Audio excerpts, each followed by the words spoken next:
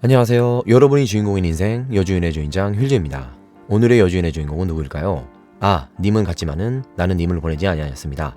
국민시 님의 침묵으로 유명한 만해 한용운 선생님이십니다. 여러분, 일제시대에 수백, 수천의 문학가 중 변절하지 않은 사람이 몇 명이나 될까요? 50명? 40명? 30명? 아닙니다. 놀라지 마세요. 5명도 되지 않는다고 합니다. 5명 중에 한용운 선생님이 계신 거죠.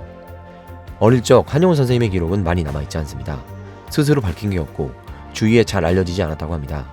단지 한국 나이 6세 때 한학을 배웠고 9세 때에는 물리를 통달하였기에 16세에 서당에서 가르칠 정도로 천재, 신동이라는 수식어를 달고 사셨다고 합니다.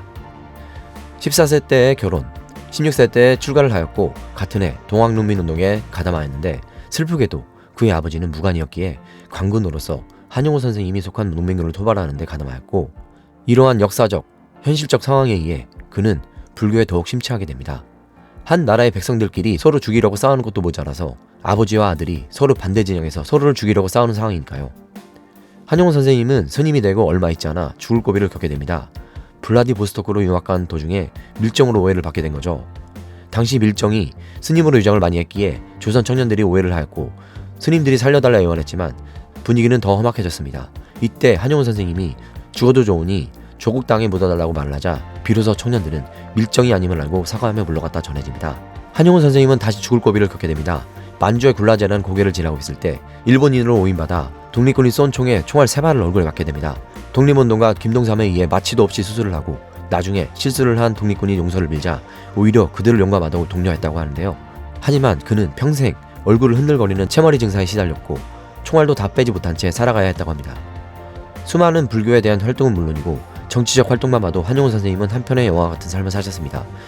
정치적 국가대표라 불려도 될 민족대표 33인 중 한 사람으로서 1919년 3.1운동 때 독립선언서에 선언 및 서명을 하고 자진 체포됩니다. 이때 유명한 일화가 전해지는데요. 민족대표자들 중 자수하기 직전에 체포된 뒤 고문당할 것을 두려워하며 걱정하는 사람들이 있었다고 합니다. 그 두려워하는 민족대표자들을 보고 한용운 선생님은 화장실에서 인분을 퍼다가 그들 머리에 끼얹으며 크게 다그쳤다 합니다. 한용운 선생님의 눈에 강단이 없는 그들의 모습이 얼마나 한심하게 보였으면 그랬을까요? 그는 수용기간 동안 어떤 사식과 부석도 거부했습니다. 독립운동가들을 고문하고 가혹하게 대우하기로 유명한 서대문 형무소. 3년 동안 수감생활을 마치고 드디어 추록하는 날, 그는 마중하러 나온 사람들이 모였고 한용운 선생님이 그들에게 머리 숙여 인사를 하자 그 자리에 있던 사람들은 머리눈절했습니다. 인사를 받을 분이 오히려 인사를 하니 말이죠. 이에 한용운은 너희들은 이런 추록의 인사를 할 줄 알고 인사를 받을 줄은 몰랐더냐 하며 질타를 했다고 합니다. 즉, 감옥에 들어오는 것이 두려워 몸살이는 모습을 꼬집은 것이었죠. 한용운 선생님은 아버지가 하국관리였기 때문에 유년 시절 넉넉치 않은 가정에서 자랐습니다. 그에게 한윤경이라는 친형이 있었는데 한때 크게 성장하여 대지주가 되었다고 합니다. 한용운은 대지주가 된 친형의 땅을 팔아 독립운동 자금으로 썼는데요. 안타깝게도 한용운의 조카는 일찍 죽고 그 후손들은 뿔뿔이 흩어졌습니다. 이후에도 후손들은 날품파면을 하며 살아갔다고 하네요. 한용운 선생님은 연설에 대한 일화도 있습니다. 친일파 주지들이 모인 회의장에서 그는 세상에서 가장 더러운 것은 똥이요, 똥보다 더러운 것은 송장이다. 똥 옆에서 밥은 먹어도 송장 옆에서 못 먹기 때문이요. 그럼 송장보다 더 더러운 것이 있는데 무엇인지 아십니까? 라고 묻자 흥미롭게 듣던 주지들이 귀를 기울였고 이때 그는 바로 여기에 모인 내놈들이다 라며 호통을 치며 꾸짖었다 합니다. 이 외에 일제에 저항하고자 시우장이라는 집을 짓고 조선 총독부를 향하지 않도록 북향으로 지었다는 일화. 젊은 시절 이광수가 시무장에 찾아왔는데 그 행동을 보고 이놈은 나라를 배신할 인물이라 라며 내쫓은 일화. 체남선이 변절하자 한용운 선생님은 그의 장례를 마당에서 지냈다는 일화.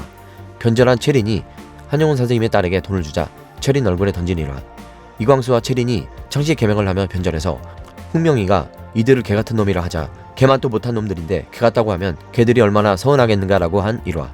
1937년 독립군 김동삼이 중국에서 죽고 시신이 한국으로 돌아왔을 때 독립운동가로 밝혀질 걸 두려워하며 아무도 거두지 않자 한용운 선생님만이 찾아가 시신을 거둔 일화 등을 보면 한용운 선생님은 올곧은 신념과 투철한 항일 의지로 무장한 독립운동가셨습니다. 그는 1944년 6월 끝내 강복을 보지 못하고 중풍과 영양실조로 숨을 거두게 됩니다. 그의 삶을 보면 나라를 위해 서대문 형무소에 2번 투옥됐고 수많은 고생을 하고 수많은 죽을 고비도 겪으면서 꿋꿋이 이겨냈기에 그의 시가 마음에 와닿는 것일 겁니다. 나라를 지키러 군대 간다고 한 어느 방송인이 도량 가지 않고 급히 도망갈 땐 언제고 이제 와서 그게 무슨 큰 대수냐고 당신들은 잘못 없냐며 큰 소리치는 이 세상을 보면 한용운 선생님 같은 독립운동가들에게 미안한 마음만 들 뿐입니다. 힘들어도 이겨냅시다. 여러분 사랑합니다.